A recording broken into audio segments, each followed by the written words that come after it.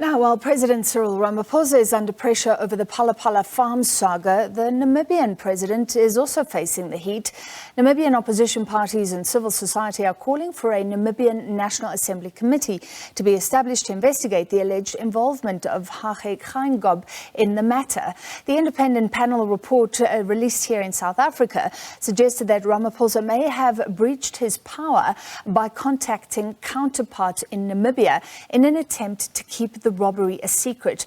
Now, 5 Namibian nationals were named by former spy boss Arthur Fraser as the suspects in the robbery on President Cyril Ramaphosa's farm. All right, let's find out what is happening across our border. We're joined by a journalist at the Namibian, and that's Shelleygan Petersen. Shelleygan, thank you for being with us. Let's first outline the claims. As I understand it, the suggestion is that President Cyril Ramaphosa picked up the phone, spoke to his Namibian counterpart. The next thing, police in Namibia were investigating the matter. Later, the matter was quashed. So the suggestion would be that both of them were expediting this case because they were involved personally, correct? Yeah, so the report basically details that, and it fully states that, or the independent panel found that there are grounds for Ramaphosa to have abused his office. That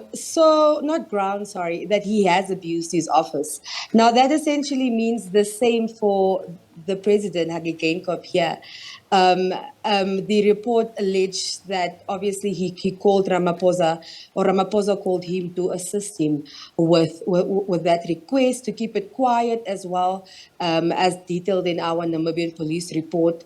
And it further states that the former head of Ramaphosa's presidential unit, Wally Rhoda, came as well as a presidential advisor, also came to Namibia, and therefore was transported in a state helicopter, was in our state house, slept there, and then other state resources were used. And all this was also confirmed by sources here on the ground that there was a state helicopter in the northern side of the country, and that the South African guys were in fact in the northern side of our country and questioned people on the ground to find out what truly happened.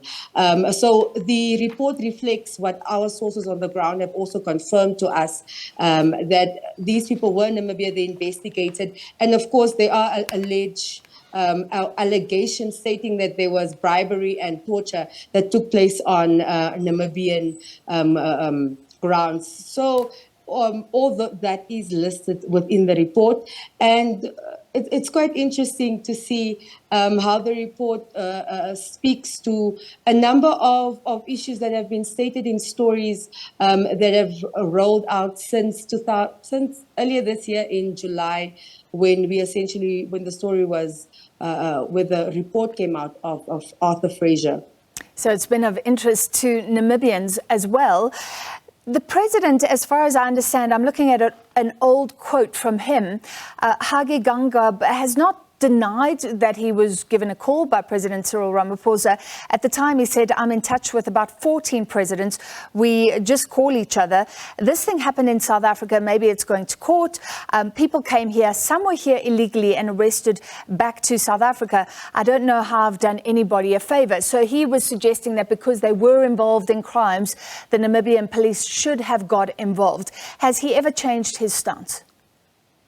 Yes, in fact, he has, or through his spokesperson, he has.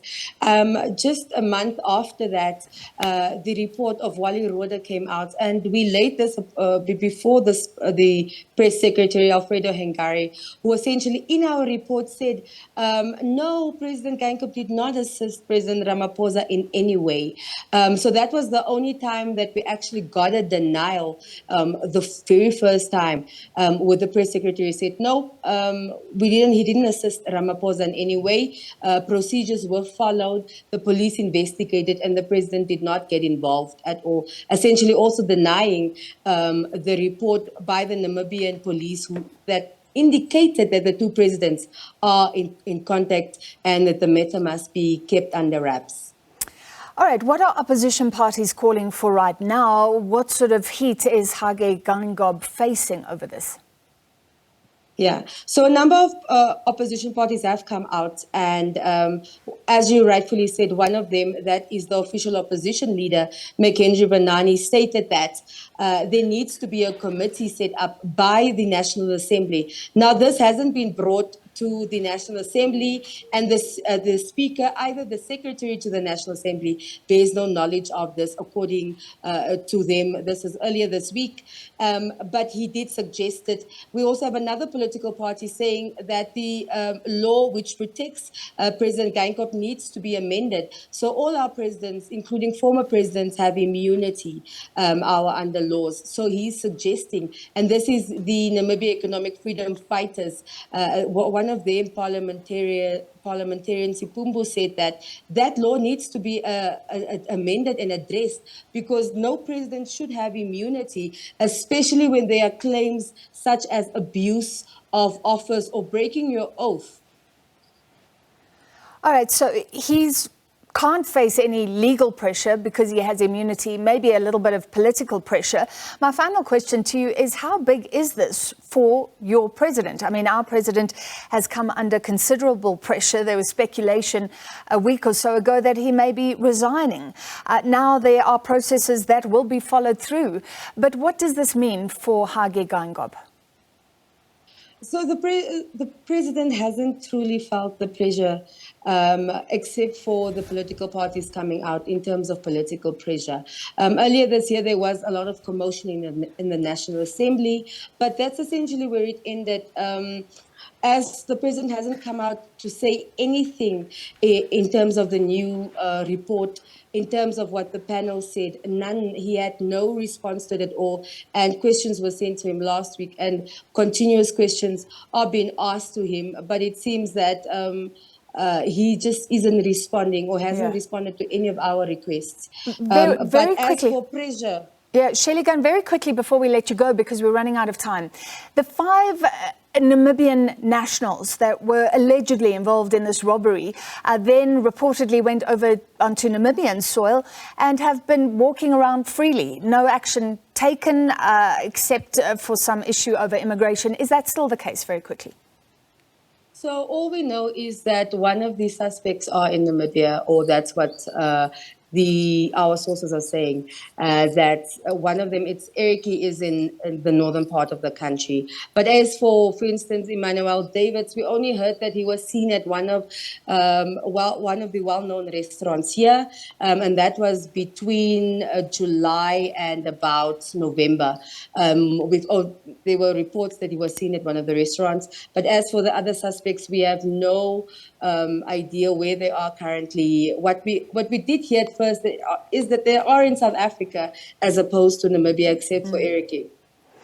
All right, thank you. Following the Namibian leg of this saga, journalist at the Namibian, Shelleygan Petersen.